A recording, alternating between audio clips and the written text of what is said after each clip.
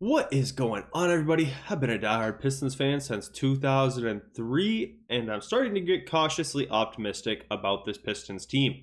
The Detroit Pistons are kicking off a 4-game West Coast trip that will extend through the 2024 calendar tonight against the Phoenix Suns as they take them on at 9 p.m. Eastern Time. In today's video, we are going to go through, talk about 3 things I will be looking to observe in tonight's matchup, give some thoughts on the West Coast trip in general, and just kind of preview everything.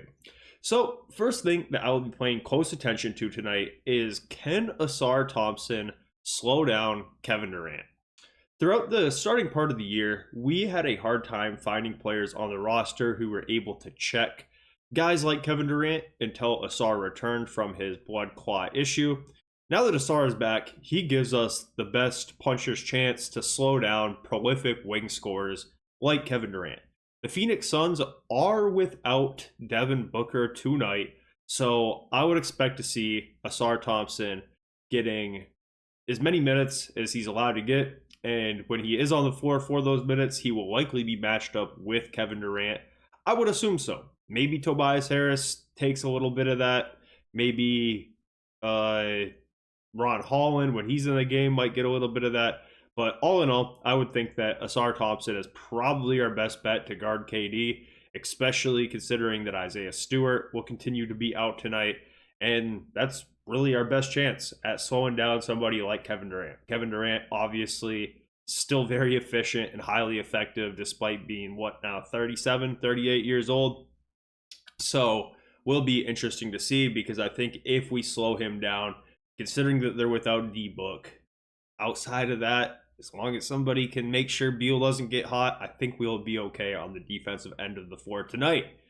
Next thing that I will be looking forward to seeing is, can Kade just continue to make a case to be an all-star? That is something that is making the list almost every game at this point, because the Kade watch is getting very, very real. As of right now, his numbers are very, very good. He's on pace, I believe, to be an all-star. He's really close, so every game from an individual standpoint counts for Cade Cunningham. I think that right now Cade's playing the best basketball of his life, especially from a playmaking perspective. He's really finding other guys, getting them opportunities, and against the Jazz, he was able to get into a scoring bag a bit. So just really happy with the way Cade's been playing, and as of right now, it really does feel like Kade needs to be playing as good as he has been playing in order for the Pistons to get wins. Jaden Ivey has missed the past 2 games now with knee soreness, and he will be returning to action tonight. So hopefully that does lighten up the load as far as scoring the basketball goes for Kade a little bit, and maybe gives us a better chance when Kade has to go to the bench, because obviously Kade can't play 48 minutes. And during those minutes where Kade isn't on the floor, we have struggled in general, but having Ivey back will help with that. So that could be another little bonus here, is just kind of watching for Ivey's return. He is only probable tonight, so if he does get ruled out, it's a possibility, but probable is typically a pretty good sign as far as the Pistons injury reports go. And the last thing I will be looking forward to tonight's game is, can Jalen Duren start to play better? Look, I've been pretty slow on the bash Jalen Duren train that it seems like a lot of Pistons fans are starting to aboard. I definitely don't want to do that. I'm probably a little bit more patient with Jalen Duren than maybe some people, just considering that he is 21 years old, and I like the dude, but let's just be real. He got outplayed by Paul Reed, who is somebody who just got waived in order to take a pay cut and rejoin the team on a veteran minimum. Jalen Duren is heading into his extension eligible season, and his numbers are worse than his rookie years. He's averaging less points per game than his rookie year. He's averaging barely more rebounds than his rookie year. He's averaging more fouls per game, more turnovers per game than his rookie year, and less minutes per game than his rookie year, which is definitely in part to the fact that he's been in foul trouble very often. So just to be honest, Jalen Duren, I think, would say this himself. He hasn't been playing his best basketball. I'd love to see him turn the corner, especially against a team like the Phoenix Suns, who's their bigs on their roster? Iguodaro, their rookie, and Nurkic. Not exactly out there playing against Porzingis or Joker or Embiid or something like that. They don't have that many athletic bigs. They don't have that many floor stretching bigs that typically give him issues. So would love to see Jalen Duren just have a monster game sooner than later. And by monster game, I mean like a 20-20 game where he's making an impact on both ends of the floor, because I know he's capable of doing that. I've seen him do that in spurts since his rookie year.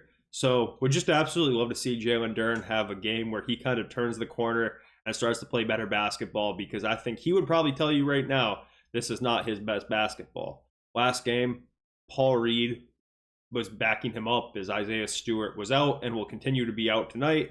And Paul Reed definitely played a better game than Jalen Duren did last game.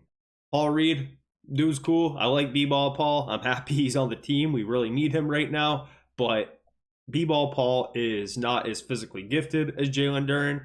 B-Ball Paul is somebody who was on a $7 million deal per year and was waived and re-signed to a vet minimum.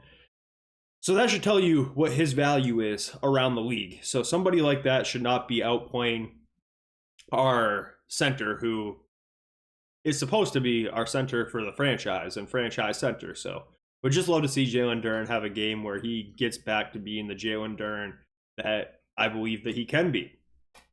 So all in all, I'm pretty excited for this game. I think that it would be a great opportunity to get a win here tonight, since the Suns are without Devin Booker. I think Devin Booker not being a part of this team makes a huge difference for the Suns. And after dropping a game to the 5-20 Jazz on our home floor, we're going to have to find a way to win a couple of these games on this West Coast trip. West Coast trips during the holidays against West Coast teams that are playoff teams and contenders is never going to be an easy task. Matter of fact, it's probably the hardest stretches of Pistons scheduling consistently year over year when they do have to go out west. But we just need to find a way to snag a couple of these games on this West Coast trip, especially after dropping that one to the Jazz. And I think tonight is a great opportunity to do so, because the Suns are very top heavy on their roster. So anytime where one of the big three of Durant, Beal, and Booker is going to be out is an opportunity to take a game off of them. Tonight, that player who will be out will be Devin Booker. So would love to see them just find a way to make sure that they slow down Beal, make sure they slow down KD as much as they possibly can, and go from there. Apologies for that alarm. So that's pretty much it. I don't think I will have a recap video out tonight. That'll probably be tomorrow, because the one bad thing about these West Coast games is they start pretty late. This one's not so bad, 9 o'clock on a Saturday, so should wrap up before midnight local time. But when we play the Lakers next week, that's 10:30 p.m. on a weekday. So that one I might have to watch on tape delay. So let me know what you guys think, and we'll catch up soon.